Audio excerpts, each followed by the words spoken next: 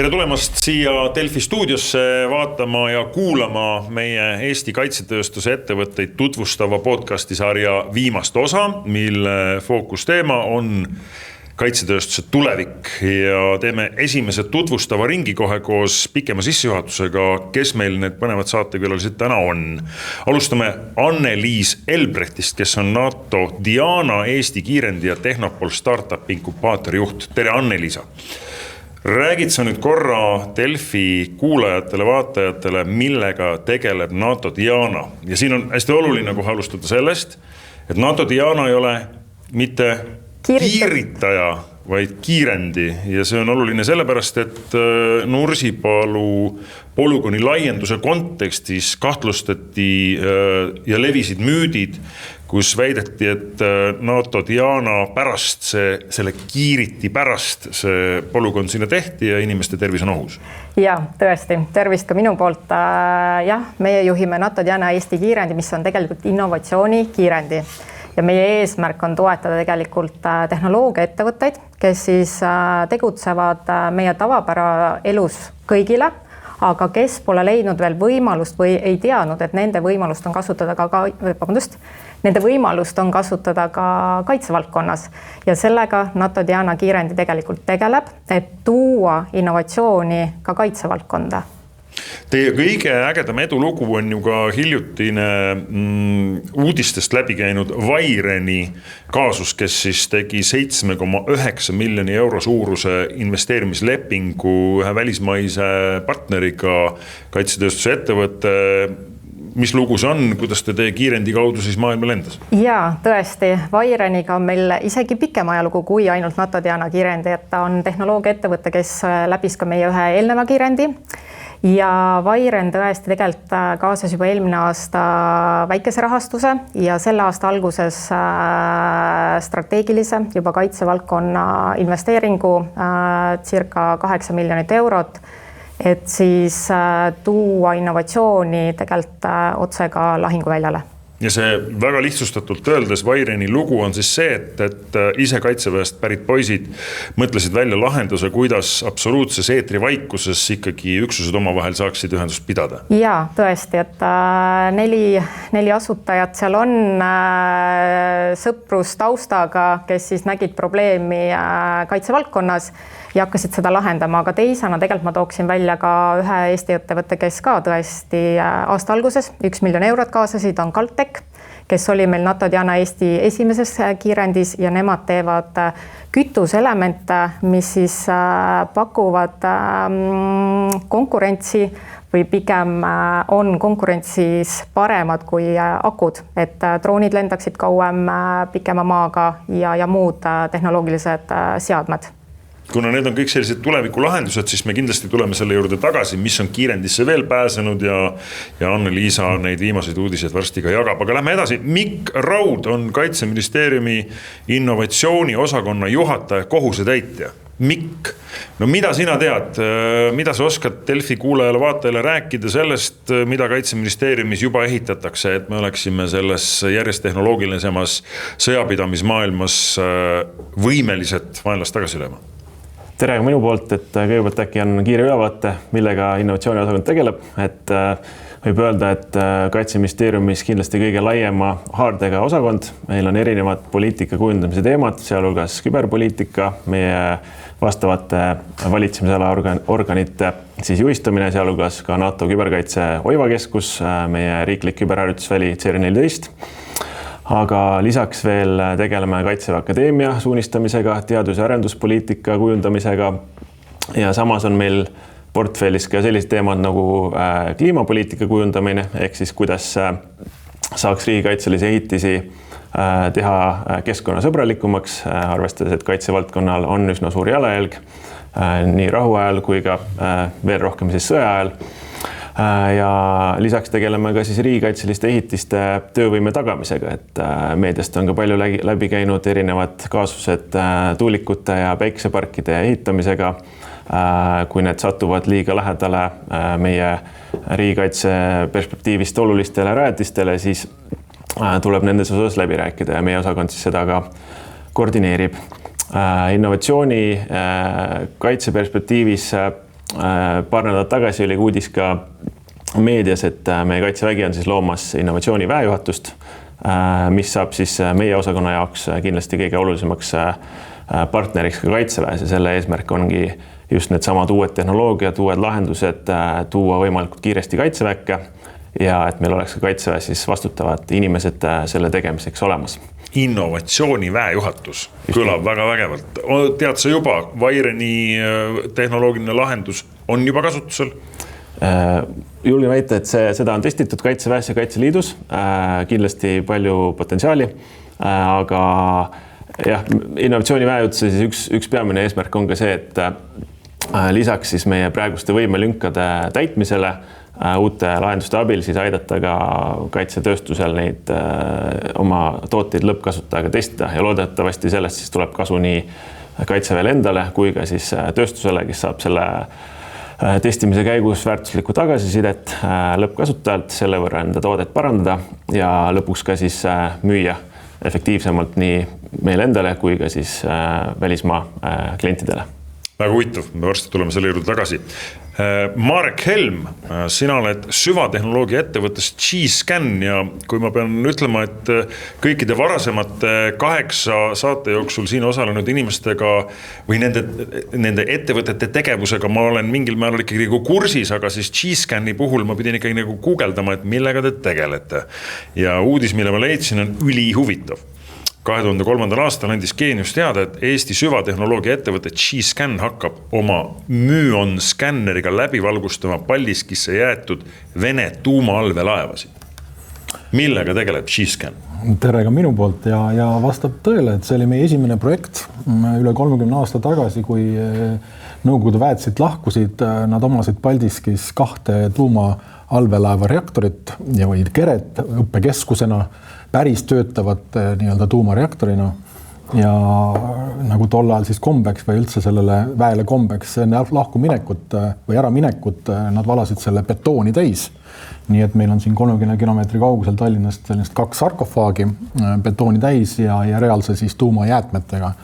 Ja meil on tõesti olemas siis selline lahendus, Myon skännerid, nagu sa nimetasid, mis võtavad kosmosest selliseid osakesi nagu müonid ja need müonid on sellised tugevad aineosakesed, mis on võimelised läbi minema ükskõik millest. 10 000 müonit praegu ühes ruutmeetris läheb ka sinu kehast läbi, minu kehast läbi, siin on nad olemas. Ja me, kuna sellel 2 reaktoril oli selline koht olemas, kus neid skännerid asetada, siis me tegelikult meie tänase valitsuse jaoks viilutasime selle 10 meetri suuruse semendikamaka viiludeks ja ütlesime nii-öelda täpse andme 3D mudeli, et kui on seda vaja lahti võtma hakata, mida nad peavad tegema 40. aastaks, siis seda ohutult teha. Nii et selline võimas tehnoloogia on meil ehitamisel. Ja mida te juba veel olete niimoodi lahti võtnud? Ma saan aru, et järgmise uudise järgi näete te, mis toimub erinevate kriitiliste infrastruktuuri üksuste sees, sillad, tunnelid. Jaa. Raudbetoon on maailmas kõige enim kasutatav materjal. Sillad, tammid, tunnelid, majad on ehitatud sellest ja selline võib-olla huvitav fakt, et Euroopas USAs on kokku 4 miljonit silda ja pooled nendest on vanemad kui 50 aastat. Ja raudbetoon peale 50 aastat muutub selliseks, kus me tegelikult ei tea, mis on sildade kandevõime. Ja taaskord sellise tehnoloogiaga, nagu meil on, meie oleme suutelised siis palju parema pildi andma ükskõik millisest sillast, palju seal on rauda järgi, sest sild hoiab koos mitte betoon, vaid raud seest, kui suur on seal korrosiooni või roosteaste, nii et põhimõtteliselt meil on selline 2 kasutusega tehnoloogia, et kui tahta ikkagi omada kindlust, et väed raske tehnikat ühest punktist teise punkti suudavad liigutada, siis kas see sillad ka kannavad, siis meie saame seal anda nagu oluliselt parema info, kui käesolev tehnoloogia kasutusel on. Kui ma seda saadet ette valmistasin ja küsisin, et kes võiks olla selline tuleviku tehnoloogiatest rääkiv ettevõtja, siis suunatigi sinu juurde, Marek, selle lihtsa põhjusega, et see Myon skänner suudab näha ka tanki sisse. No potentsiaalselt on selline sektoragnostik või materiaal, ei ole, läheb kõikidest materjalidest, see müü on läbi. Nii-öelda, et meil on nagu tanki ja nii-öelda süge armor check use case veel testimata, aga põhimõtteliselt raud, ükskõik milline teine materjal ei ole takistuseks nende osakaste läbi minemisel. Küsimus on skaneerimise ajas ja skaneerimise täpsumuses, aga põhimõtteliselt jah, et kui tank tuleb tagasi lahinguväljalt ja on vaja otsustada, palju sinna on vaja panna nagu maintenance'i, parandustööd sisse, siis meie skänner või siis ka tootmise liinil vaadata, et kas see, mis me tehasest välja laseme, on valmis minema lahinguväljale. Nii et ta ei ole meie peamine use case, meie praegune fookus on ikkagi sillad. Me esimese sildu hakkame mõõtma sel aastal UK's, Londonis. Nii et sellise maailma muutva asjaga jah, me tegeleme. Aga ma tean, et ka Eesti julgeolekuasutused ikkagi räägivad koostöös teiega võtmes, et kui ikkagi ukse peale panna teie müü on skännerid, siis ikkagi sealt keegi midagi keelatud läbi ei too.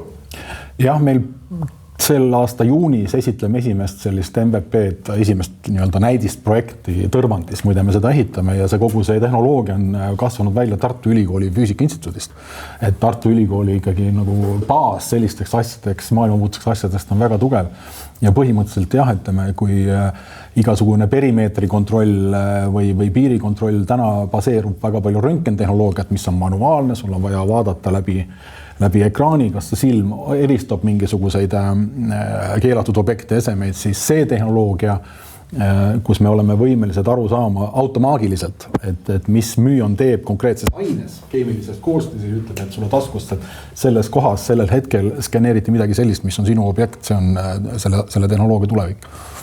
Väga põnev, me tuleme selle juurde kindlasti tagasi ja viimane mees, Ilmar Raag, minu hea relvavend Toompea malevkonnast Kaitseliidust, mees, kes väga tihti käib Ukrainas, teab, kuidas tulevik sünnib otse rindel, aga kes otse on seotud ka ühe kaitsetööstusettevõttega nimega Asax Innovation, kes on sündinud ka siis otseselt ju rindevajadusest. Ole hea, Ilmar, ava nüüd seda Asaxi lugu.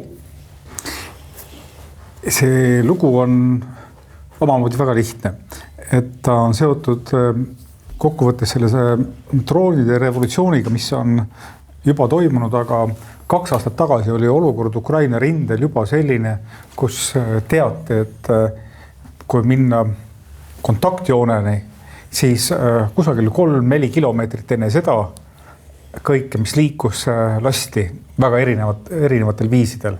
Ja selle tulemusena tekkis seal olukord, kui seal eesliinil keegi sai haavata, siis juba tekkisid juhtumid, kus evakuatsioonimeeskond ütleb, et tooge see haavatu siia, selle 3 kilomeetri joonele, meie siin ettepoole enam ei tule, sest meie see kiirabiauto lastakse katki.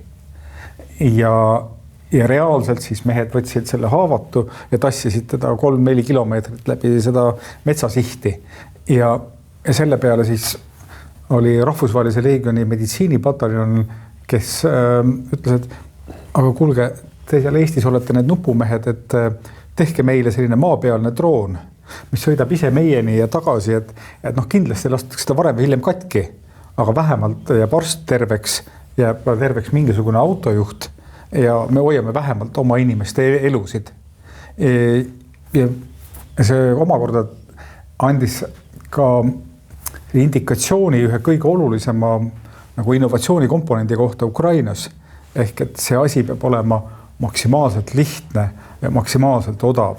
Ehk et kõik, mis on liialt keeruline, mida on keeruline hooldada ja käigus hoida, seda ei ole vaja. Ja tehke midagi sellist, mille puhul me teame, et see nagu nii lastakse katki. Aga tehke see ära. Ja te tegite? Ja me tegime. Ja mis te teete Ukrainas? Ja aga nüüd on siis, me tegimegi siis sellise mehitamata maasõiduki või UGV või nagu ukrainlased ütlevad maapealse drooni, mille esimene ülesanne oli haavatute evakuatsioon, aga reaalsuses nägime seda meil Kevadtormil ja nüüd ka siis õppusel Siil ja Ukrainas täpselt samamoodi, kui sa annad lihtsalt selle masina meeste kätte, annad neile ka siis juhtimispuldi niimoodi, et tänapäeva noored mehed võtavad selle kätte, 2 minutit hiljem sõidavad selle drooniga, nagu oleks seda eluaeg teinud. Et siis, kui ettepoole peaks minema, siis pannakse sinna peale mida iganes ühel jalaväeüksusel vaja on, laskemoona, toiduaineid ja kui ta jõuab sinna ette, siis pannakse sinna taha siis uuesti tagasisõiduks peale haavatu või mida nad siis sel hetkel tahavad ära saata. Aga nad väldivad seda, et sellel nii-öelda vahepealsel alal, mis on surmatsoon või kill zone, et seal liiguksid inimesed ilma asjata.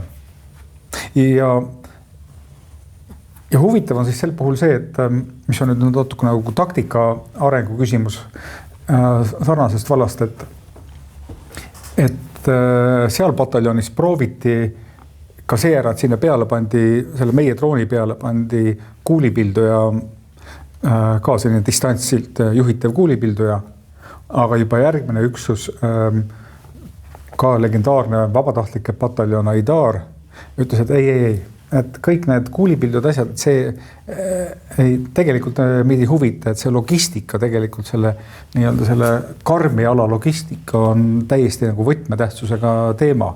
Sellepärast, et ühest küljest lendavad droonid tapavad, aga maa peal midagi ikkagi peaks toimuma.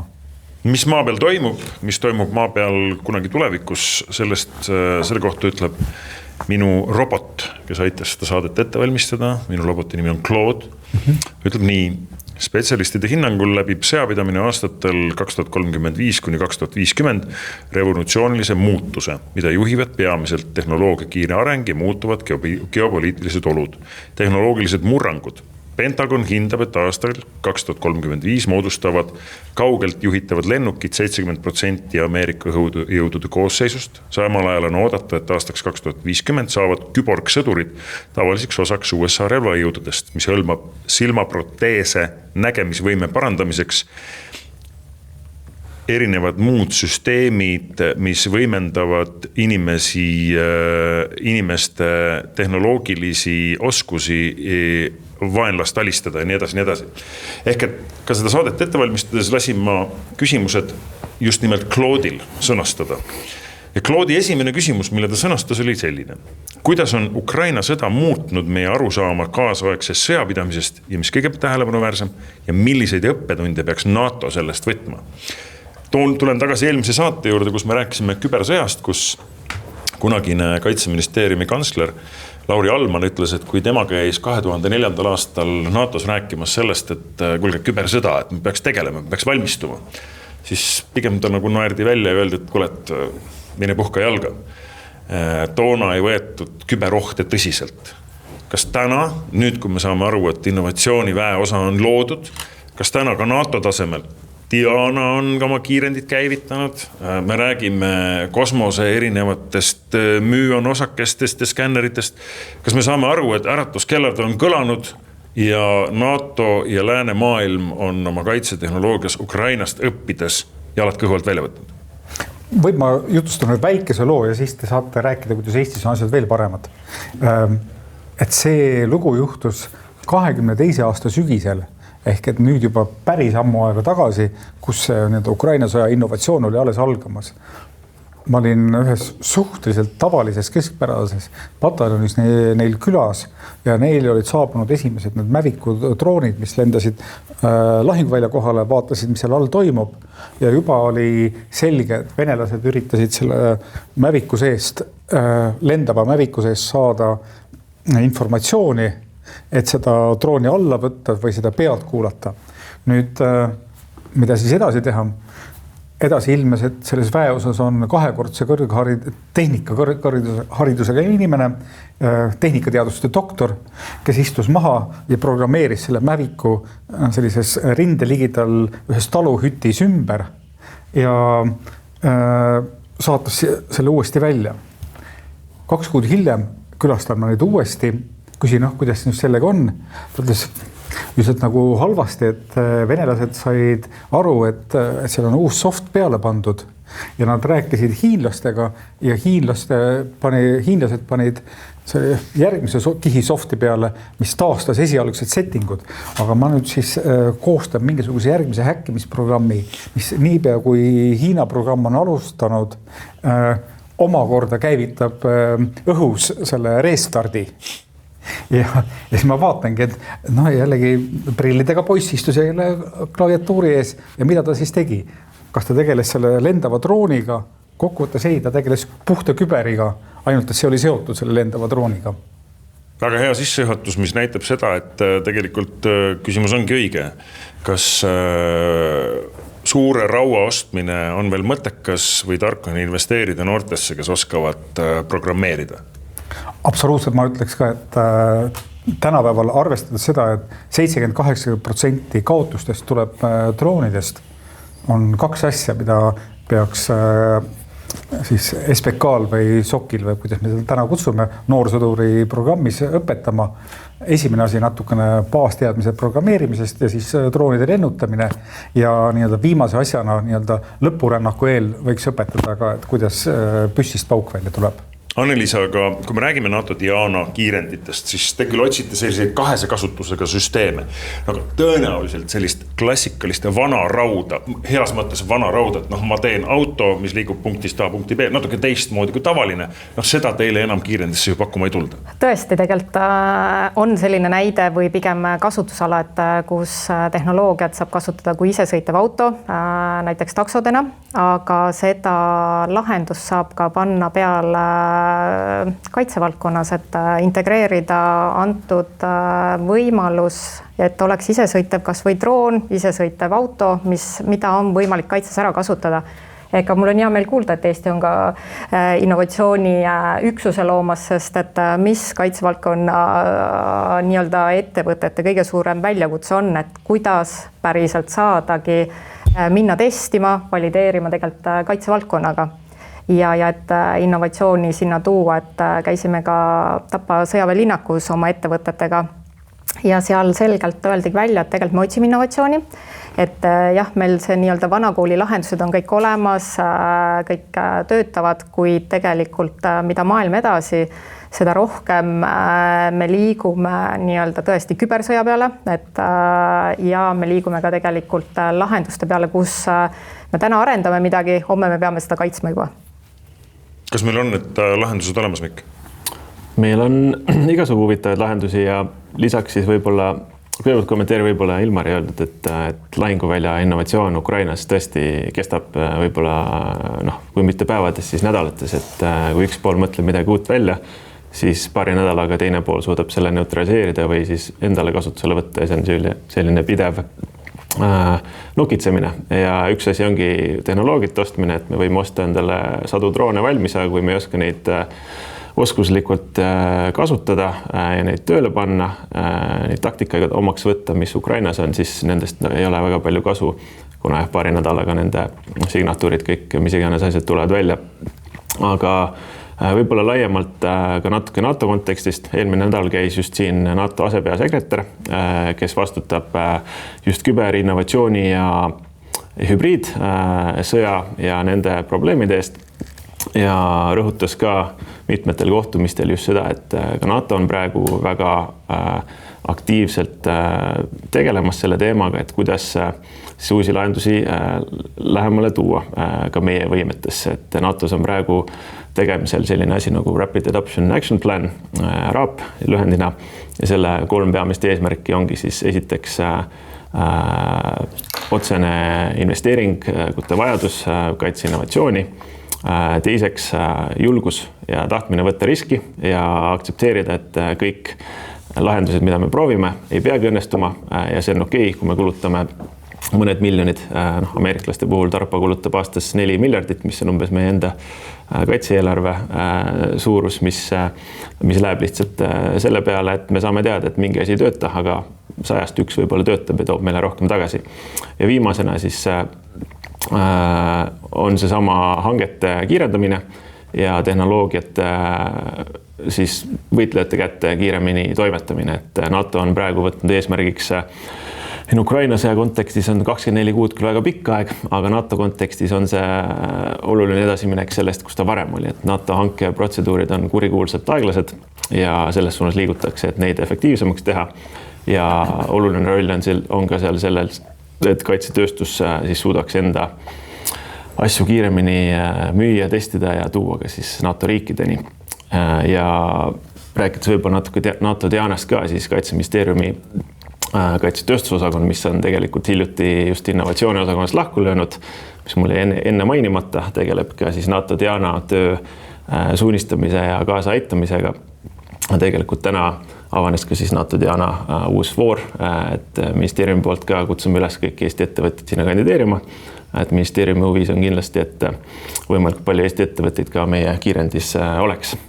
Idee tagab mille?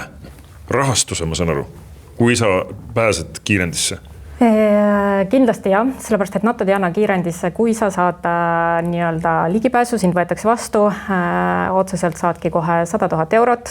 See on niisugune 6-kuuline innovaatiline programm, eesmärk tegelikult tõesti kaitsevaldkonda minna ja valideerida. Ja võimalus on tegelikult jätkurahastuseks ka programmi näol, et toimub ka faas 2 ja sealt saab kuni 300 000 eurot ning lisaks nendel kõikidel kiirendis osalevatel ettevõtetel on võimalus ka kasutada testkeskuseid, mis on NATO Diana peale kokku üle 180. Eestist on ka CR14 on näiteks üks testkeskus, TalTech, et võimalus on taodelda lisarahastust, et minna ja päriselt testida ka testkeskustes oma toode ära, et hoida neid uksi lahti võimalikult kiiresti.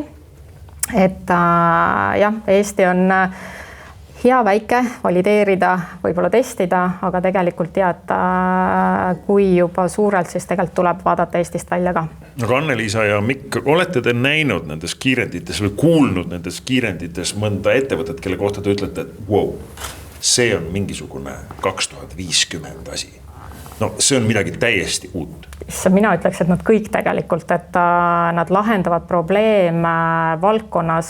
Näiteks me oleme siin, et krüpteerime oma andmeid, isikuandmeid, aga tegelikult taustal ettevõtted juba lahendavad toodavad kiipe, et tegelikult, et need andmed, mis ilmselt juba on talletatud, et need ei läheks valedesse kätesse.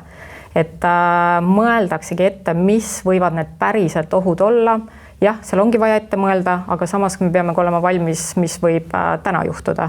Et meil on hea näide ka just kui lõhuti meil siin merealuseid kaableid, siis üks Hollandi ettevõte, kes NATO Diana kiirendis osales eelmine aasta, siis tema just teebki selliseid droone, kes siis nagu oleks Google auto maa peal, aga nemad on just merepõhjas, et tuvastada neid objekte ja ohukohti just merepõhjast ja nad testivad näiteks ka Eesti mereväega. Läks väga põnevaks, mis seal veel põnevat on?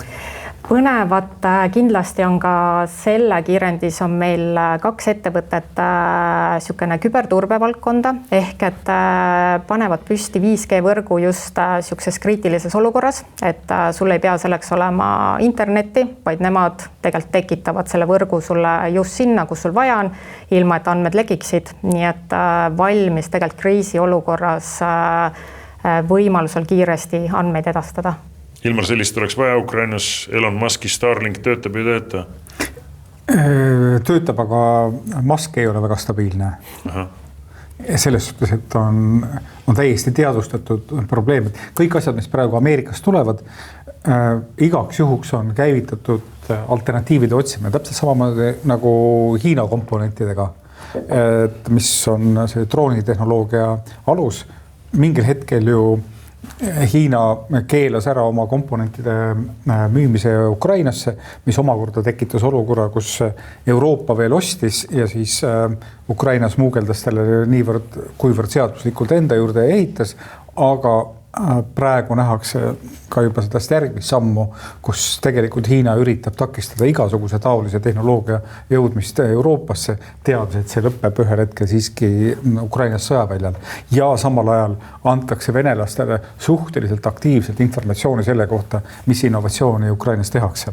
No aga räägi mulle innovatsioonist Ukrainas, et sina oled seal rindel kõige lähemal. Mis on sellised nagu, kas müonskanneritest juba räägitakse või kas räägitakse nendest erinevatest Vaireni-laadsetest ilma levita üksuste omavahelistest sidapidamisvahenditest? Mis on see innovatsioon Ukraina rindel, see viimane sõna, homne päev? Tegelikult siin tuleb rääkida sootuks innovatsiooni ökosüsteemist. Et kui sul on see üks imeline vidin, siis see ei muuda mitte midagi. sul peab olema ikkagi terve süsteem, mis selle heaks töötab ja toome selle tavalise drooniüksuse näiteks. Et esimene asi on see, et kuna need droonid, mida me toodame, mida kogu maailm, ka Ukraina toodab, nad vananevad tohutu kiirusega, siis jõudes drooniüksuse juurde, sind võtab kõigepealt vastu kohalik arendusosakond.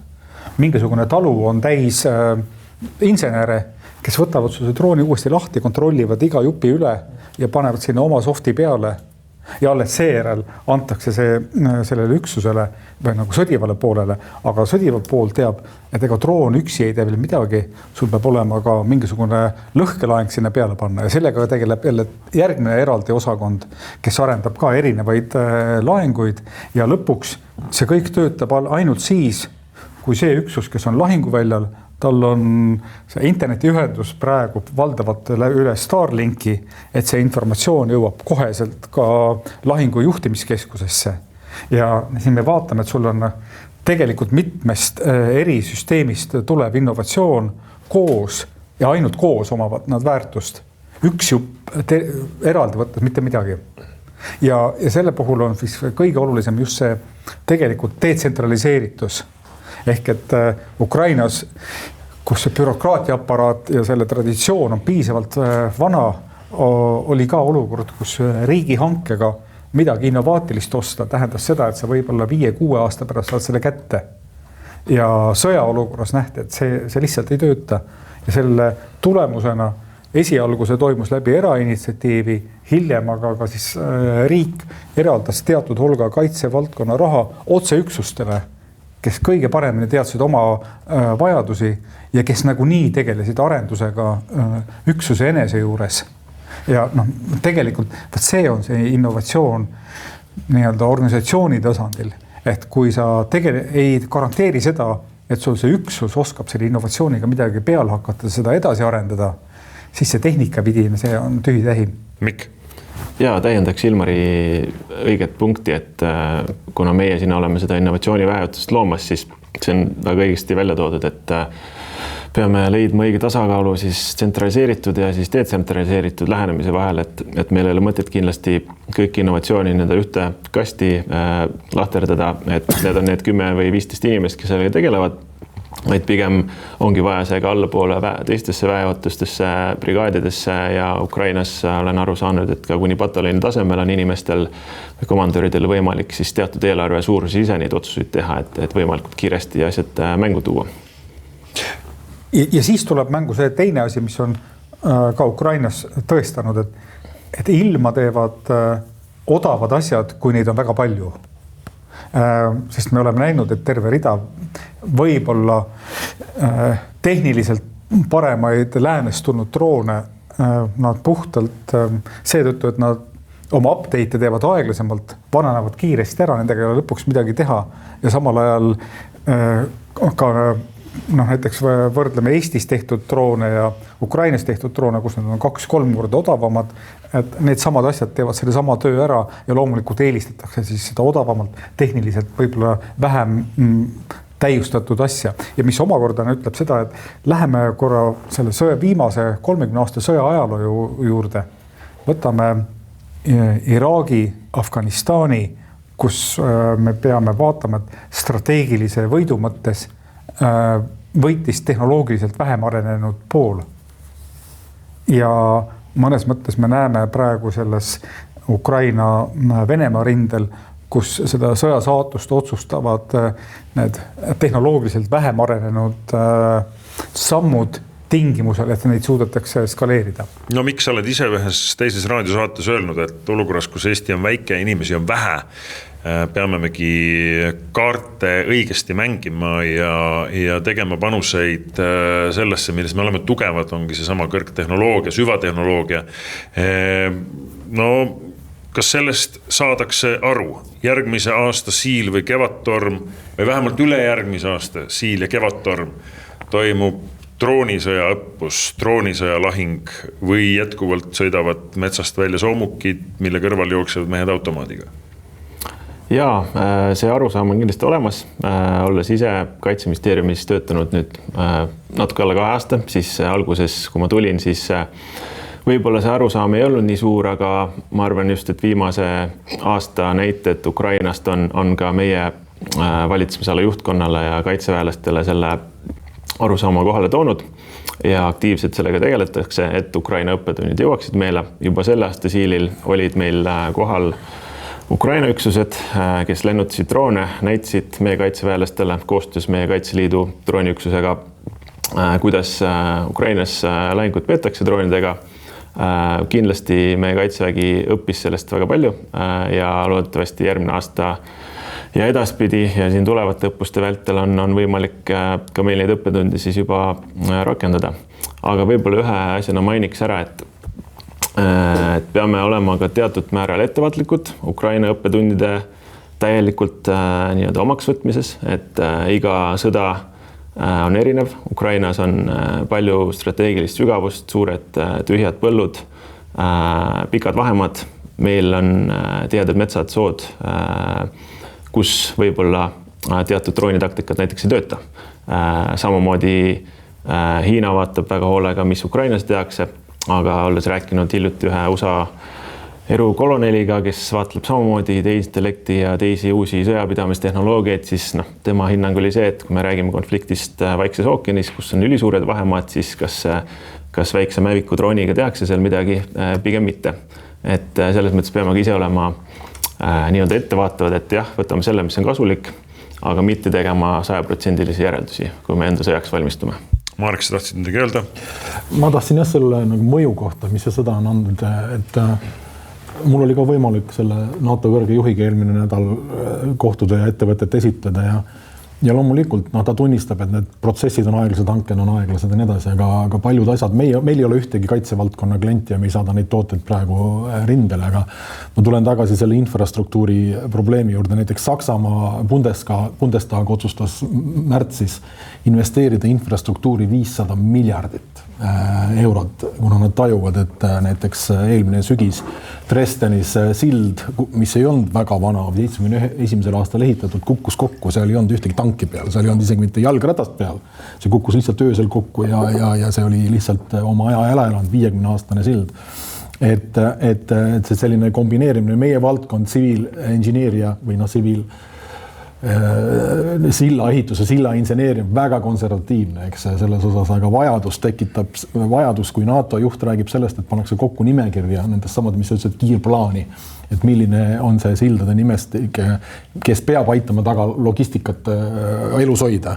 Ja siis see on nagu hea plaan või nii-öelda mõistlik tegevus, et mis annab meile ka näiteks Saksa turule ja kogu Euroopa turule nagu indu minna ja aidata seal nende lahendustega siis infrastruktuuri paremaks. Nii et on seose mõju olemas kindlasti selle tempole ja kiirusele.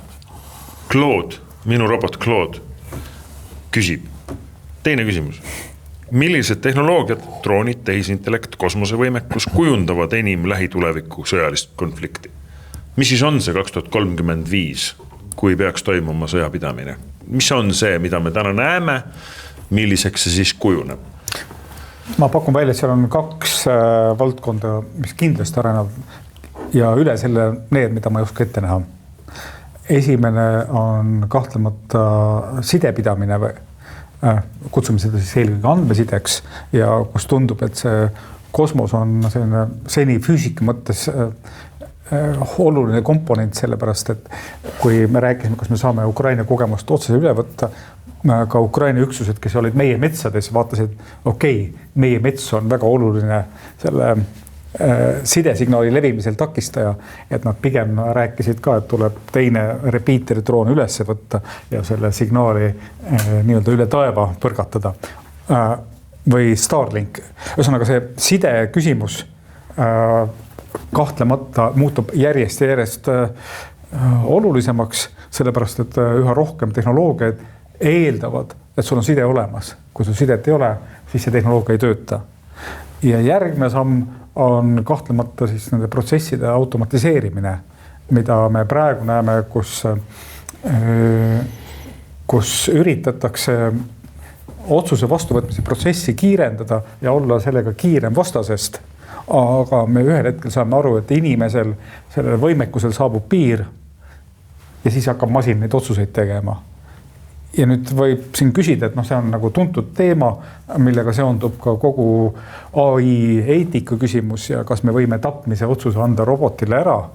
Aga probleem on selles, et kas ütleme Hiina ja USA võivad ka päriselt kokku leppida mingisugustes eetikastandardites. Ma kahtlustan, et ühel hetkel, kui konflikt on päris, siis nad ei langeta või nad ei jõua kokkuleppele.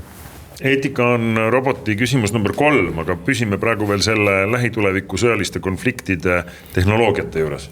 Ma toon ühe näite siis, mis on selline väga oluline asi, et täna, kui me seda salvestame, on just seal toimunud Venemaal edukas Ukraina droonide rünnak, kus väidetavalt need droonid, mis üles läksid, need tuvastasid oma sihtmärgid masinnägemise abil ja selle viimase kohalelennu tegi nad automaatselt.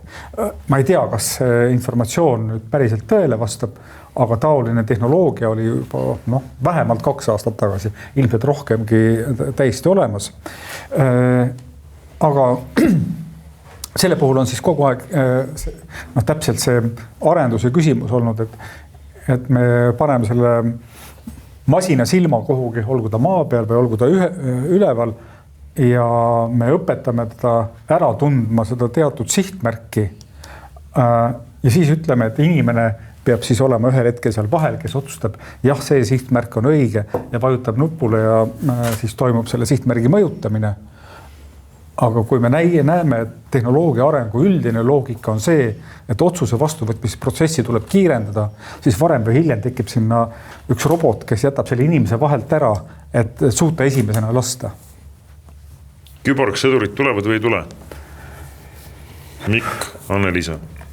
Mina arvan, et tulevad. Miks ei peaks? Vaadates, kuidas me tehnoloogia tegelikult areneb, et mis takistab neid mitte tulemast? No Ilmari Asaks Innovationi iseliikuv droon on ka ju mingis mõttes küborg ju. Jah, ja ta on, sellest me peame aru saama, et see küborg tulevikus, ta võib olla mitte täpselt sellise näoga, nagu me oleme näinud, ta ei pruugi olla Robocop. Yeah. Ta võib olla täpselt selline lihtne moduleeritav kast, mis kuidagi liigub piltlikult öeldes nagu meie Asaksi droon, mille külge sa võid need erinevaid komponente panna. Jah, palun väga. Miks võib-olla, et riigi seisukoht on siis selline, et inimkontroll peaks ideaalis säilima, mis iganes autonoomsetest relvasüsteemidest me räägime. Küsimus on siis jah, et millises otsuse vastuvõtmise protsessi faasis see inimene nii-öelda seda sekkumist vajaduse teeb.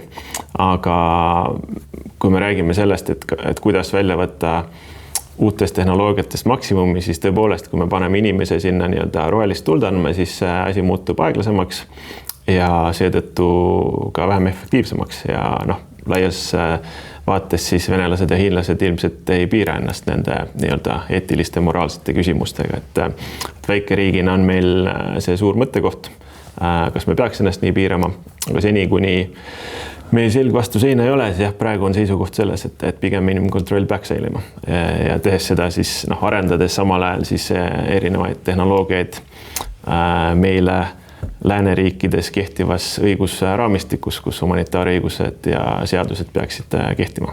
Ja see on tähelepanuväärne on, et robot ise koostab küsimuse tuleviku sõjapidamisest ja selle sama automaatsete relvasüsteemide kasutuselevõtu eetika küsimuse paneb ta number 3, et top 10 seast on ta 3, et järelikult ta ka ise peab oluliseks, et sellest räägitakse ja selle üle vaieldakse pead. 4. küsimus on massiarmee tähtsus. Kas massiarmeed üldse on veel mõtet sellisel kujul arendada või vastupidi peaks survestama ikkagi nendesse programmidesse, mis motiveerivad praegu leidma koolidesse matemaatika, füüsika ja keemia õpetajaid, et lapsed läheksid rohkem õppima TalTechi kõrgemat matti, et neist saaksid insenerid, kes läheksid G-scanni tööle, et mõelda välja, kuidas maksimaalselt parimal moel neid süvatehnoloogilisi lahendusi rakendada, et me saaks aru, mis Hispaanias juhtus, miks see elekter ära kadus või mida teha, et see elekter ära ei kaoks, mida ju ka seostatakse mingisuguse vaikusega enne tormi, et test millekski oluliselt enamaks. ITL pöördus siin ettevõtete poole, Infotehnoloogia Liit, et koguks raha kokku, et sedasama matemaatika õppimist toetada ja see on täpselt see, mis sa ütled, et tegelikult seda tuleks näha tugevama seosena. Et see on ka nii-öelda inseneeria ja keemia ja kõik see muu füüsikateadmised, kus tekib Eesti väikse riigil mitte miski muu kui suur võimalus nii-öelda teha midagi täiesti enneolematut. Ma ikka tavatsen oma investoritele öelda, et Eesti on riik, siin turgu ei ole, eks selles osas järelikult meie ellujäämise, meie konkurentsivõime nii-öelda ja võimalus on täpselt just see, mida sa räägid, et nii palju kui võimalik nendesse tugevatesse inseneeriatesse ajupotentsiaali kasvatada ja kiiresti nagu reel olla. Ei ole lihtne nii-öelda meelitada siia investeeringuid, sest siin ei ole turgu. Küll aga on teha ennast maailmas kuuldavaks sellega, et meil on midagi ainulaadselt, see on võimalik. Kas töötajaid teil on just selliseid töötajaid, selle tasemega töötajaid, nagu teie vajate? No jah, nagu ma mainisin, 40 inimest etteva startupi kohta väga palju investor ütleb, aga meil on 40 inimesest on 9 PhD-d füüsikas ja inseneerias ja nii edasi ja see on meid tegelikult teinud maailmas täna ainulaadseks, et meil on siin ajudes meestel midagi sellist välja loodud, mida müondemograafiaga näiteks maailmas üldse tegeleb vähem kui 10 ettevõtet ja enamus istuvad nende laboris ja me oleme laborist väljas, teeme esimesi sildu. Ilmar? Ja, aga tulles selle sinu küsimuse juurde massiarmee kohta või Claude'i küsimuse juurde. See on puhtalt Claude'i küsimus. Ja okei, siis ma Claude'ile vastangi, et me peame seda ka armee massi käsitlema teistmoodi. Ja ma toon selle sama Ukraina näite, ehkki see tegelikult ei ole kaugeltki ainult Ukraina näide. Kui me võtame see sõduri püssiga, siis selleks, et ta saaks seal ees olla, peab tema taga olema 4, võib-olla tänase seisuga 8 või 10 inimest, kes teevad kõik seda püssiga mehe lahinguväljal olemise võimaldamist. Keeruline lause sai. Ja ühesõnaga, need võimaldajad peavad olemas olema ja sellisel juhul see massiarmee tegelikult eelkõige koosnebki nendest doktorikraadiga võimaldajatest. Ja nüüd on siis see küsimus, et kas ühel hetkel ise mõtlevad robotid asendavad neid doktorikraadiga inimesi, kes moodustavad massiarmee. Vaat seda ma ei tea. Sest võib-olla see kõik on ühel hetkel ikkagi nagu vana raud, mida me siin ehitame, sellepärast, et kuskil on kellelgi üks nupp, mis teeb nii, et seda internetti enam ei ole ja need droonid ei tõuse enam üles ja see 5G, mis siin samas toas tõmbab ennast üles, ikkagi ei lähe käima ja Aga vaata, ma toon siin väga huvitava näite, et ukrainlased olid siilil ja jõudsime esimese kompanii positsioonidele, nad küsivad, mis olukord on. Seal mehed kraamivad kaardi välja, näitavad, vot siin. Ukrainlased, teil on paberkaart või? No jah, aga mõtle, kui elekter läheb ära, et mis sa siis teeb? Meil ei ole 3 aasta jooksul kordagi elekter ära läinud, ütlevad nad, sest meil on generaatorid, on kogu aeg on akupangad erineval viisil. Nad olid selle mõttega niimoodi ära harjunud, et praktikas see elektri äraminek ei olnud nende jaoks küsimus. Aga me näeme, et see küsimus balansseerib sellel 2 pinnal, kus ühest küljest ma räägin, et Ukrainas praegu eelkõige töötab suhteliselt lihtne tehnika või nagu öeldakse, see nagu kommertskasutusega tehnika, mida kasutatakse sõjapidamise eesmärkidel, et see on hetkel määramas sõjasaatust otseselt rindejoonel, aga kui me tuleme massiarmee juurde või tuleviku juurde, siis me teistpidi näeme, et lahinguvälja sügavus on oluliselt suuremaks läinud ja mõjutatakse väga erineval viisil.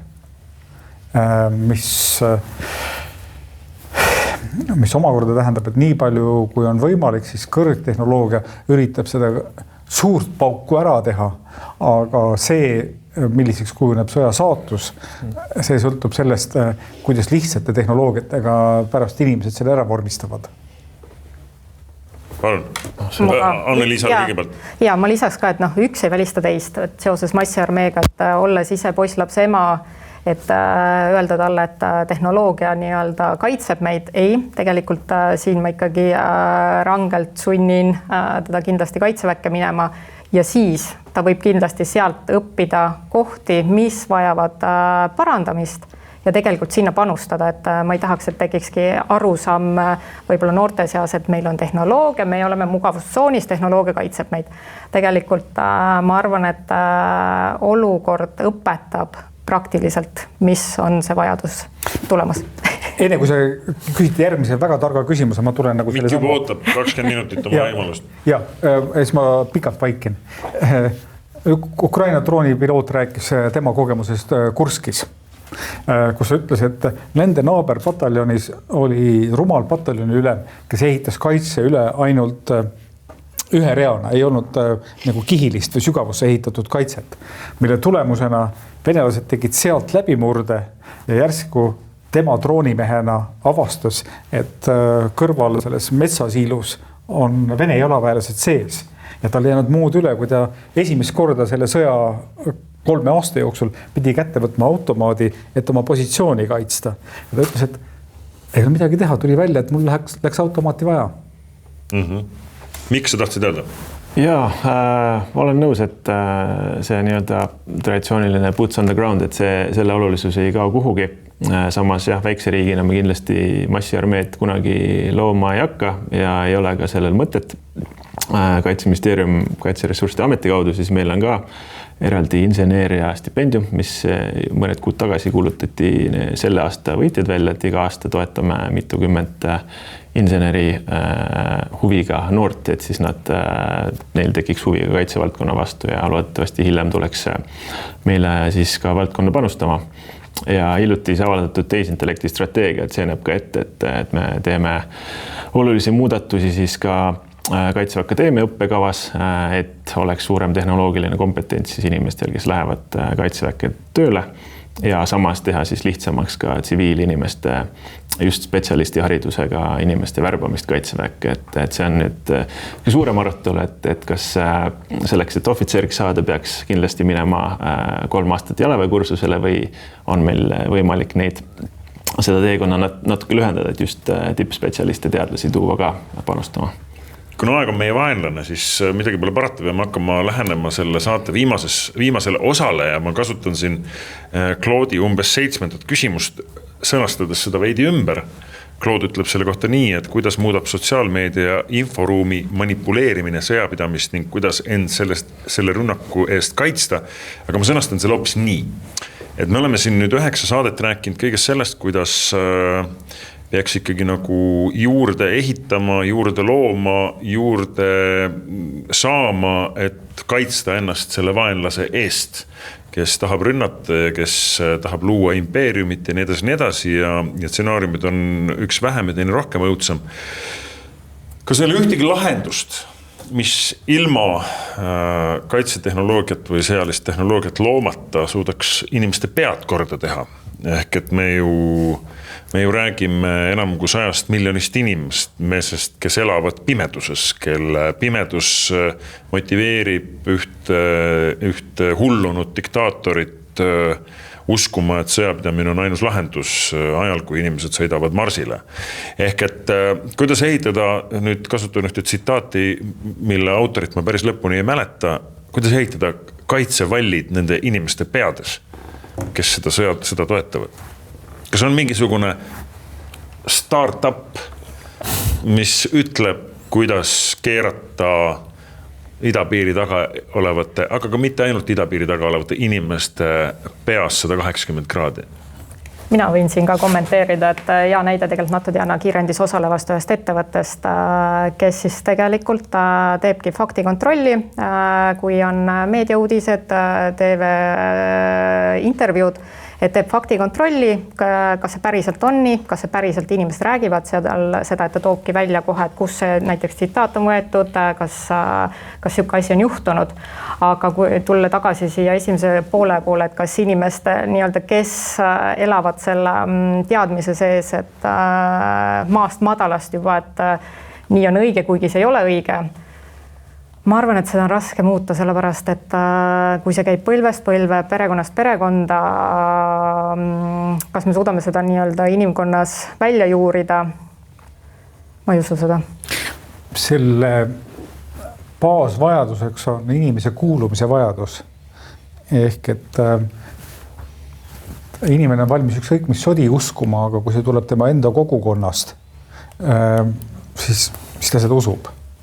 Ja kogu küsimus on eelkõige sellest, et millised on meie seosed teiste inimestega. Ma mõtlen, esimene asi, mida mina soovitaksin, on luua võimalikult palju neid hetki, kui me tuleme virtuaalmaailmast välja ja saame endale sümpaatsete inimestega reaalis kokku. Sest neid sidemeid, need on kõige tugevamad üldse. Kommenteeriks ka võib-olla, et kindlasti vastaspool kasutab kogu seda desinformatsiooni ja valeväidetel põhinevat strateegiat väga hästi meie vastu ära. Nikita Hruštšov ütles juba vist 60-ndatel, et ei ole vaja ameeriklastega otse sõdida, vaid lihtsalt seespoolt nad nii-öelda hävitada ilma ühegi lasuta ja teatud rinnetel see on ka õnnestunud neil juba tänasel päeval. Et jah, meie ülesanne peakski olema siis võimalikult palju just selliste asjade tegelemine nagu see Diana ettevõtte ja inimestele siis objektiivse info toomine. Meie naaberriigis Lätis meil on siin küberkaitse oivakeskus, neil on strateegilise kommunikatsiooni oivakeskus, mis võin öelda, et on viimastel aastatel kindlasti ülioluliseks saanud ja meie jaoks on ka oluline siis selle keskuse tegemistest võimalikult palju osa saada ja nendelt ka õppida, et näiteks kasutavad ka nüüd AI põhist siis sarnast lähenemist, et valeväiteid paljastada. Mina olen siinkohal natukene skeptiline, ma arvan, et kusjuures nad Riias teevad väga head tööd ja ka faktikontroll on väga oluline, aga statistika näitab, et teatud hetkel need, kes võiksid need fakte kontrollida, need seda ei tee. Ja nad on ka pigem lõpuks sellistes sotsiaalvõrgustikes, mis blokeerivad katseid neid korrigeerida. Ehk et seda probleemi lähitulevikus lahendada ilmselt ei õnnestu. Aga see, mida see tehnoloogia teeb, on praegu, ta fragmenteerib ühiskonda. See on üks nagu nähtus, mis on viimase 30 aastaga ainult süvenenud ja head lahendust sellele ma veel täna hetkel ei näe. No vot, kõik see, mis me oleme siin peaaegu tunni aja jooksul rääkinud, võib osutuda ka juba homme vanaks informatsiooniks. Tahad veel Mikk midagi öelda? Ja ma viimase asjana ütleks, et mis iganes tehnoloogiad meil kasutusele tulevad, siis väikese riigi jaoks nagu meil on kõige olulisem eelkõige kaitsetahe. Et me võime ükskõik mis relvad või tehnoloogiat kätte anda, aga kui tahet ei ole ennast kaitsta, siis ei ole ka tehnoloogist kasu. Ja selle valguses mainin ära, et Kaitseministeerium korraldab 15-22 juuni reservväelaste nädalat, erinevad üritused ja kampaaniad ja kutsun üles ka siis kõiki vaatajaid, kuulajaid reservväelaste nädalast osa saama. Ja ka selle teatega pole veel saade läbi, sest midagi pole parata. Üks intervjuu tuleb tegelikult veel siia saate lõppu ja see räägib kvanttehnoloogiast, sest 2 aastat tagasi toimus Kaitsetööstusettevõtete Liidu aastakonverents, kus toimus üks huvitav situatsioon, kus Linnar Viik pidas tuleviku visionäärina oma sellise ülevaate, kuhu me liigume. Ja siis üks Kaitseministeeriumi endine töötaja ütles, et me peame ikka jätkuvalt ostma rauda. Ja siis nad seal väitlesid oma vahel, kas rauda või hiinlaste eriti kiiresti arendatav kvanttehnoloogia võib selle raua lihtsalt prügikasti saata ja võib juhtuda hoopis midagi hullemat. Siia saatesse tuleb Riigiside sihtasutuse üks juhtiv töötaja, kes räägib, kaugel on Eesti oma kvantsidega ja mida see kvantside ja kvanttehnoloogia tegelikult üldse tähendab ja milline on tema siis selline pöördeline võimalik moment kogu kaitsetööstuses, mida siin ka on varasemas saadetes mainitud. Teile siit ütlen ma igal juhul suur tänu. Anne-Liisa Elbrecht on NATO Diana Eesti kiirendi ja Tehnopol startup inkubaatori juht.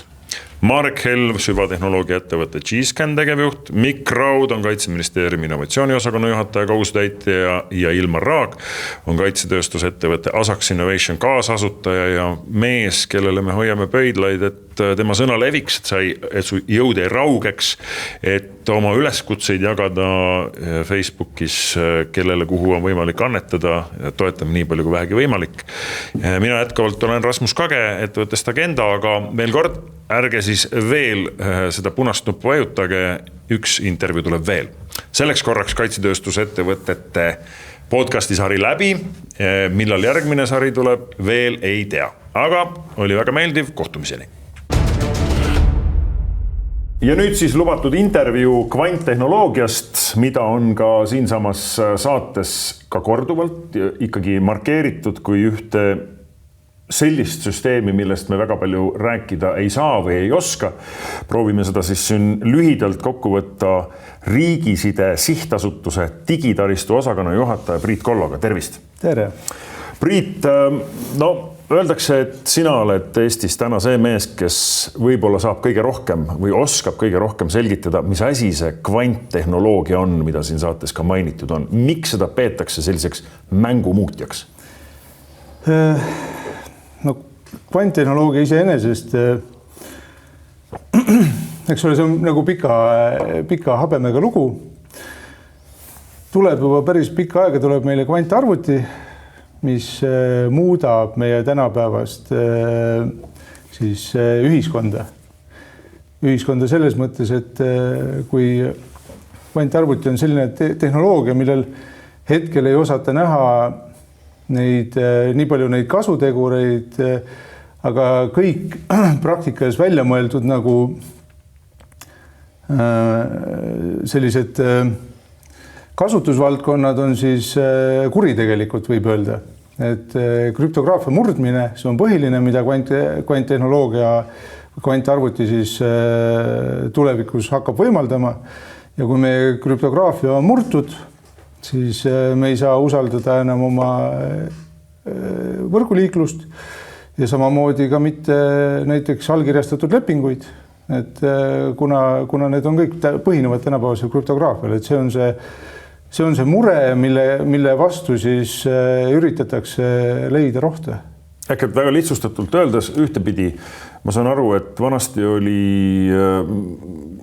mingisuguse pulkade süsteem, millega arvutati, siis tuli arvelaud, siis tuli arvuti ja see on nüüd midagi veel enneolematult rohkemat, mis suudab veel kiiremini, veel paremini teha arvutusi, millega ta võtab siis maha koodid või suudab lahti harutada kõik mingisugused müürid, mis tähendab seda, et kui me sinuga vahetaksime täna siin omavahel raha või lepinguid ja paneme täna sellele pealkirja digiallkirjaga, millega me justkui nagu sulgeme selle, siis sisuliselt see kvantarvuti või kvanttehnoloogia suudab nii selle raha pangakontolt tagasi võtta kui ka maja minu nimelt sinu nimele tagasi kirjutada. Või teha mingeid uusi tehinguid, eks ole, krüpteerisid ennast sinuluks või mis iganes, nagu kasutusvaldkond kuritegevuseks on äärmiselt lai. Hea on see, et meile teadaolevalt seda kvantarvutit veel ei eksisteeri. Aga räägitakse ometi juba sellisest asjast nagu kuupäev. Mis see tähendab? Jah, siis kvantumpäev, eks ole. Prognoosid, et praegu on välja öeldud kuupäev 14. aprill 2030, kui see kvantarvuti on reaalselt valmis. Ja siis see on paganama lähedal. Ja et lihtsalt võib-olla see ei lähe niimoodi, et ma igaks juhuks nagu rahustan, aga sest et ega need kvantalgoritmid, mille peal tänased masinad töötavad, on välja mõeldud seal kuskil eelmise sajandi lõpus, eks ole, 80-ndad, 90-ndad. Aga põhimõtteliselt jah, täna on see 14. aprill 2030 ja selle tõestuseks näiteks IBM-i kodulehel on olemas siis selline prognoositav ajajoon, kuidas need liiguvad kvantarvuti poole. See on tehnoloogiliselt natuke keerukas, seal on need kvantbitid, eks ole, mis on nagu vajalik loogiliste kvantbitide arv, mis on vajalik selleks, et kvantarvuti saaks töötada. Ja need siiamaani on suutnud oma eesmärke täita. Et selles mõttes see on natukene selline ohumärk, mis on nagu praktikas olemas. Kui IBM ütleb, et nad ei ole suutnud veel oma eesmärke täita, siis minu küsimus on, kes seda kvantarvutit siis üldse välja mõtleb? Ei, vastupidi, IBM on suutnud täita. Need on aastate kaupa, kui palju nad on arenevad ja selle põhjalt siis me võime teha sellise prognoosi, et see tõenäosus, et selline asi juhtub, päriselt juhtubki.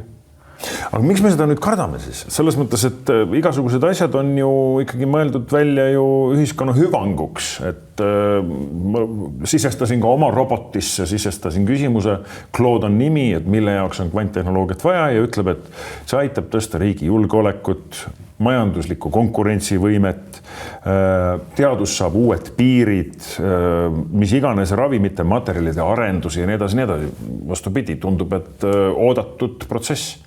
Eks ta selline areng on eksponentsiaalne, et selles mõttes me võime võrrelda siin nagu sellise tuumarelvaga teda, eks ole, tuumaelektrijaamad on ka väga kasulikud, aga sealt samas ka väga ohtlikud. Aga kes seda siis täna arendab selliselt, et me peame seda ohtu tundma? Kas keegi arendab seda just teadlikult selleks, et kasutada seda kuritegelikul teel? Kõik arendavad. Keegi, see, kes esimesena valmis saab, on natuke prognoosimatu. Et meile kasulik on, kui sellega saab valmis mõni ettevõte nagu IBM, eks ole. Et sel juhul on see info on suhteliselt avalik, ta on kasutatav. Kui sellega saavad valmis hiinlased näiteks, ja Hiina on väga kõva arendustes, siis üsna hirmus on veel see lugu, et hiinlased ei räägi. Hiinlased, kui nad said oma esimese kvantsideühenduse kosmosega tööle, siis sellest artikli tegid nad 3 aastat hiljem. 3 aastat oli mingisugune süsteem töötanud, siis nad ütlesid, et nüüd juhtus niimoodi, et saime valmis. Ja öeldakse, et hiinlased on suutnud arendada juba 2000 kilomeetrit kvantside võrku või isegi rohkem. See on lihtsalt üks selline jälle infokild, mis kuskilt on välja imbunud. Jah, võimalik täitsa. Selles mõttes see on see info, mida nad avalikult ütlevad. Ja see kvantside võrk nüüd väga lihtsustatult öeldes on see, mida ei ole võimalik pealt kuulata. No see põhimõtteliselt on siis vastumürk, eks igale mürgile peab olema mingisugune vastumeede, et samamoodi siis sellele, kui krüptograafiat hakatakse kompromiteerima, peab olema mingisugune plaan, peab olema, et kuidas me siis lähme sellesse düstoopiasse, kus keegi ei usalda enam kedagi, tänapäevane arvutivõrk ei toimi, ükski leping ei kehti. Et variandid on tagasi minna pliiatsi ja paberi peale ja hakata usaldama allkirja, seda kvantarvuti ei oska teha võib-olla. Aga tegelikult see on probleem ja see kvantside on üks meetod, kvantkrüptograafia on üks meetod tõepoolest, et mida kvantarvuti ei suuda lahti murda. Vist on üsna selge, et kui Delfi inimene nüüd Delfi kuulaja praegu vaatab seda saadet, ega ta nagu kratsib kukalt ja mõtleb, nagu üldse ei saa aru, millest te räägite, et mis asja, et kõik muutub nähtavaks, kõik muutub lahti kodeeritavaks ja midagi ei saa enam usaldada. Mis siis saab? On Eesti riigisideasutusel olemas mingisugune lahendus? Oleme me valmis selleks 2030. aastaks? Ei ole, keegi ei ole valmis. Aga selles mõttes, et töö nende teooriatega käib. Me hetkel oleme tegemas oma esimeseid samme ja lisaks kvantsidele on seal neid meetodeid, kuidas valmistatakse on veel, on ka postkvantkrüptograafia. Et ma võib-olla paari sõnaga, nagu, et me oleme praegu siin väga siukse kuidas see võib-olla keerulisse keelde, aga ma proovin hästi lihtsalt teha, eks ole, et kuidas tänapäevane krüptograafia töötab, on selliselt, et arvutatakse algarvudega krüptovõtmeid. Arvutused on keerulised, tavaarvuti tehnoloogiaga selle murdmine on võimatu. Võtid tehakse pikemaks ja põhimõtteliselt on algarvudega arvutusvõti. Kvantarvuti arvutab selle lahti. Nii. Siis on välja töötatud postkvantkrüptograafia, kes on nüüd tehnoloogia uudiseid loeb, eks ole, siis me loeme tihti lugu, kuidas kas siis Facebook või Meta või Google lähevad üle postkvantkrüptograafiale. Aga põhimõtteliselt postkvantkrüptograafia on keerulisem valem. Tänapäevane arvutitehnoloogia jällegi ei suuda, eks ole, arvatakse, et kvantarvuti ka ei suuda, sest see on nii keeruline. Aga põhimõtteliselt me ei tea. Ja siis kolmas on see kvantkrüptograafia, mis põhineb siis kvantfüüsikal ja see on nüüd siis nagu selline tase, kus valemeid enam ei ole ja midagi lahti arvutada ei saa.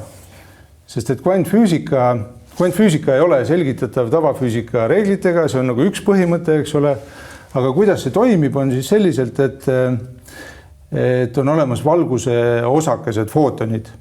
Ja valguse osakestel on siis polaarsus ja polaarsus siis kahe otspunkti vahel põhimõtteliselt mõõdetakse, eks ole, kuidas need seal jagunevad. Või siis teine võimalus on see, et need footonid kasutatakse ära footonite põimituse omadust, mis tähendab seda, et sa võtad kaks footonit, viid nad üksteisest eemale, kas või 400 kilomeetrit, ja kui sa ühte muudad, siis teine muudab samal ajal ennast. Ja miks see nii on, keegi ei tea, eks ole, aga põhimõtteliselt töötab nagu. Sellised fenomenaalsed omadused, hästi ei osata neid seletada, aga selle põhimõtteliselt kvantkrüptograafia või kvantside või kvantvõrk, eks ole, et see põhineb sellele, et seda ei saa lahti arvutada ega pealt kuulata. Proovides nüüd kokku siduda need 9 saadet, mis räägib kaitsetööstusest, siis ma saan aru, et see kõige suurem hirm ongi nüüd see, et see, kes esimesena suudab selle kvantarvuti, kvanttehnoloogia käivitada, suudab põhimõtteliselt kõikide teiste tulemüürid ja relvasüsteemid kahjutuks teha. Jah, kogu ühiskonnale väga suur pauk, eks ole. Et nagu siin on varem korduvalt öeldud, on see, et kübersõda ei käi ainult lahinguväljal, et kübersõda käib ühiskonnas, et kui destabiliseeritakse ühiskond, siis see on nagu üks mõju. Teine reaalne mõju on tõepoolest see, et kui reaalselt hakatakse pealt suutma kuulata droonide või mis iganes või kas või lahinguväljal sidesüsteeme, et see annab teisele osapoolele tohutu eelise loogiliselt, et siis on nagu see põhimõtteline mängu muutja küll. On see selge, et seda täna veel ei tehta, täna veel ei suudeta? Ma arvan, et me näeksime, jah. Et selles mõttes, et kui keegi läheb kivikirvega tanki vastu, et siis me näeme, et siis me näeksime seda tulemuste keeles nagu. Et kuna me tulemuste keeles ei näe, siis kas seda ei ole või seda ei kasutata. No pigem ütleme, et rahustuseks, et hetkel ei ole. Ma vaatan oma robotile otse, robot teatab mulle, et Lõuna-Korea plaanib investeerida kvanttehnikasse tehnoloogiasse 2035. aastaks $2,33 miljardit. Samasugused summad käivad siin läbi ka Ameerika, Hiina, mis iganes erinevate riikide kohta, kuidas Eesti seis on? Eesti kvantarvuti arendamisega põhimõtteliselt suures mahus ei tegele, millega me tegeleme siis väikses mahus, et on vastumeetmed, on postkvantküptograafia, millega peamiselt tegeleb küberneetika, näiteks Eestis, eks ole, ja siis on kvantkrüpteeritud võrgud, millega siis tegeleme meie Riigiside Sihtasutus koostöös Metroserdi ja siis Justiits Digiministeeriumi ja siis meie Kaitseministeeriumiga. Oleme me heas kohas. Oleme me nagu protsessis, kus me väga palju muretsema ei pea, meil on veel aega. Me koostöös Euroopa Liidu partneritega suudame olla õigel ajal õiges kohas, kui peaks juhtuma. Meie Eestina oleme sellises kohas, et me saame aru, kus kohas see tehnoloogia on. Me oskame seda tehnoloogiat kasutada hetkel nii hästi, kui ta on olemas. Et probleemid on selles, et see tehnoloogia areneb ja see tehnoloogia ei ole valmis veel masskasutusse võtmiseks. Aga selleks, et ma ütlen ausalt ka, et see on hästi keeruline, see on keeruline teema, et me panustame sinna minimaalselt, sest et hästi kallis on ka. Me hoiame nagu hästi madalat taset, aga proovime hoida oma teadmised sellel tasemel, kui need päriselt vaja läheb, et siis me oleksime valmis tegutsema. ja oma Eesti esimene kvantvõrk on eelmisest aastast samuti, kvantkrüpteeritud võrk on eelmisest aastast töökorras, see toimib siis Riigiside Sihtasutuse ja Metroserti vahel. Reaalselt on mingisugused seadmed, mis omavahel kasutavad mingit võrku, edastatakse informatsiooni, testitakse? Jah, kvantvõtmetega krüpteeritud, jah. Ja olete proovinud lahti emugi? No me oleme proovinud ka pealt kuulata, ja pealt kuulamise tõepoolest see läheb katki, jah, et ei kannata. Priit, lõpetuseks kogu sellele saatesarjale ma saan aru, et Eesti kaitsetööstuse üks võti on ikkagi need inimesed, kes võiksid õppida rohkem matemaatikat, füüsikat, keemiat, et meil oleks just inimesi, kes suudaksid arendada kõiki neid kõrgtehnoloogilisi, süvatehnoloogilisi lahendusi, mis aitavad meil võidelda nendega, kellel on ressurssi rohkem, inimesi rohkem ja võib-olla ka masinaid rohkem. Äkki peame panustama inimestesse? Jah, ma usun, et kvantfüüsika, ma ise ei ole seda õppinud, eks ole, aga tänapäeval, kui teha oma valikuid, siis see on üks koht, kuhu ma soovitaks kindlasti vaadata, et kus on nagu see võimalik, kui ma omal ajal läksin ülikoolis, ma valisin selle järgi, et kus tundus kõige suurem arengupotentsiaal. Valisin bioloogia ja IT vahel, et tänapäeval ma ütlen nagu kvantfüüsika, samamoodi, ega bioloogias ja IT-s on ka suuri arenguvõimalusi, mida ära kasutada. Aga jah, sul on õigus. Inimesed ja tehnoloogiline areng, et väike riik, me tegelikult suudame teha suuri asju. Aga jah, selle sõnumiga on hea lõpetada kogu see intervjuu, aga ka kogu see saatesari, nii et head Eesti inimesed, kes te seda saadet vaatate, kellel on kodus lapsed, siis proovige pingutada selle nimel, et neil matemaatika oleks selge ja neil oleks armastus ja kirg matemaatika vastu, et nad tahaksid minna edasi õppima just nimelt enne kõiki reaalaineid, et nii kasvab ka Eesti julgeolek ju Eesti tehnoloogiline võimekus. Priit Kollo, Riigiside Sihtasutuse digitaristu osakonna juhataja, suur-suur tänu. Mina olen Rasmus Kage, selle saate juht ettevõttest Agenda ja panen oma arvuti ja oma roboti nüüd kinni ja kohtume kindlasti järgmistes taskuhäälingutes järgmistel teemadel juba järgmine kord.